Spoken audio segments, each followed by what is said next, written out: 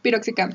Este medicamento pertenece a los fármacos denominados AINES, que significa antiinflamatorios no esteroideos, específicamente al grupo farmacológico Oxicam, siendo el piroxicam la cabeza de este grupo.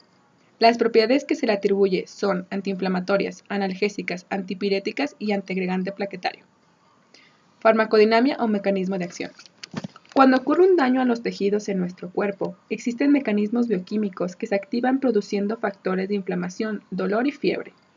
Estos se activan en todos los tejidos al lesionarse, pero la fuente principal de estos es el mastocito. Todo se inicia en la membrana del mastocito con la activación de la adenilato ciclasa y la fosfolipasa A2. Esta última ataca los lípidos de membrana produciendo ácido araquidónico. El ácido araquidónico puede seguir vías metabólicas. Está la de la enzima ciclooxigenasa, que da como producto final prostaglandinas y tromboxanos, la vía de la lipooxigenasa, que da como resultado leucotrienos, y la vía del metabolito citocromo P450. Nos concentraremos en la vía de la enzima ciclooxigenasa, que se divide principalmente en dos, la enzima ciclooxigenasa 1 y ciclooxigenasa 2. La COX-1 se denomina constitutiva y responde a procesos de hemostasia fisiológica, mientras que la COX-2 se induce durante focos inflamatorios. El piroxicam inhibe la COX indistintivamente. Su efecto antiinflamatorio, analgésico y antipirético se debe a la inhibición de las prostaglandinas, en especial la prostaglandina E2.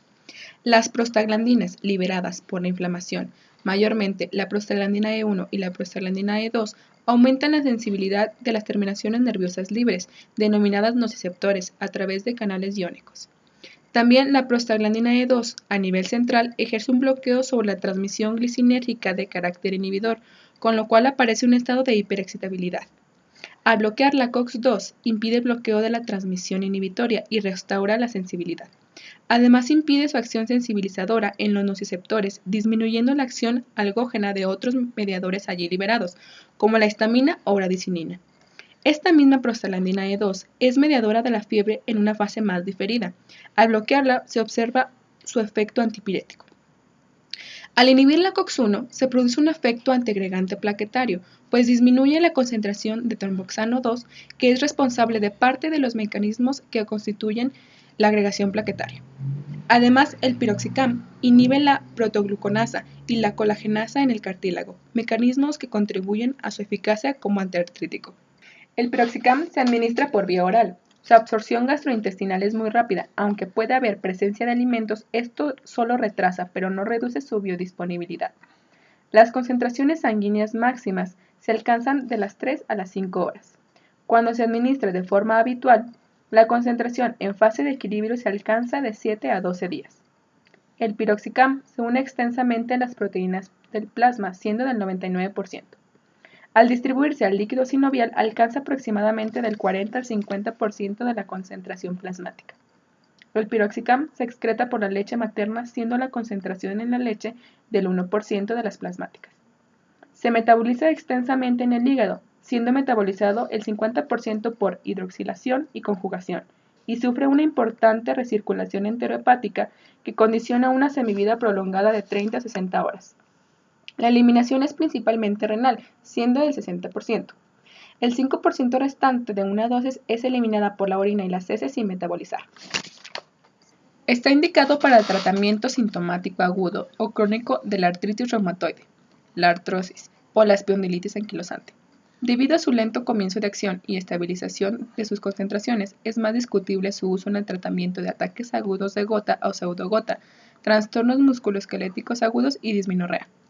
El uso crónico del piroxicam puede ocasionar gastritis, úlceras con o sin perforación y hemorragias del tracto digestivo, muchas veces sin síntomas previos. Por lo tanto, el piroxicam está contraindicado en pacientes con historia de enfermedades gastrointestinales, tales como úlcera péptica, colitis ulcerosa o sangrado gastrointestinal. El piroxicam y sus metabolitos se excretan por vía renal, pudiéndose producir acumulación del fármaco o de sus metabolitos en casos de insuficiencia renal, con el correspondiente aumento de los efectos tóxicos potenciales. Además, debido a sus efectos sobre las prostaglandinas, el piroxicam puede reducir el flujo renal con la correspondiente descompensación. Los pacientes con enfermedades renales, insuficiencia cardíaca congestiva, diabetes mellitus o lupus sistémico eritematoso y los pacientes de la tercera edad o bajo tratamiento con otros fármacos nefrotóxicos son más susceptibles a estos efectos adversos.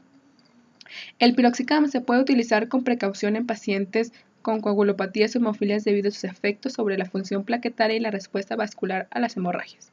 El piroxicam se debe usar con precaución en los pacientes inmunosuprimidos o en los tratados con fármacos mielosupresores, pues los fármacos antiinflamatorios pueden enmascarar los síntomas de infección, tales como la fiebre o el dolor en estos pacientes.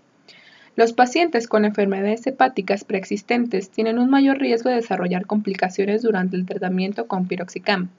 Puede producirse elevaciones de las transaminasas que en el caso de ser superiores a 3 veces el valor normal y ser persistentes pueden obligar a descontinuar el tratamiento. El piroxicam debe ser utilizado con precaución en pacientes con problemas dentales. Si se va a proceder a una intervención dental, se recomienda realizarla antes de iniciar un tratamiento con piroxicam, con objeto de evitar un sangrado excesivo. No se recomienda el piroxicam a aquellos pacientes que hayan experimentado una reacción de hipersensibilidad a los salicilatos con síntomas como angioedema, broncoespasmo o shock, ya que en el 5% de los casos existe una sensibilidad cruzada entre los salicilatos y los AINES. Las reacciones adversas ligeras a los salicilatos no constituyen una contraindicación al piroxicam, pero los pacientes en los que la aspirina produce pólipos nasales, asma, urticaria o reacciones alérgicas son propensos a desarrollar reacciones adversas al piroxicam. El piroxicam se clasifica dentro de la categoría C de riesgo en el embarazo durante los 2 primeros trimestres y categoría D en el tercer trimestre, por lo cual no se recomienda tomarlo. El piroxicam se clasifica dentro de la categoría C de riesgo en el embarazo durante los 2 primeros trimestres. No se recomienda el uso de los AINES durante la segunda mitad del embarazo debido a la inhibición de las prostaglandinas, puede producir lesiones fetales. Por este motivo, el piroxicam se clasifica dentro de la categoría D de riesgo durante el tercer trimestre y solo debe utilizarse si fuese imprescindible durante los 2 primeros trimestres. El piroxicam se excreta por la leche materna, alcanzando unas concentraciones equivalentes al 1% de las plasmáticas. No se recomienda el uso del piroxicam durante la lactancia debido a los efectos adversos sobre el lactante.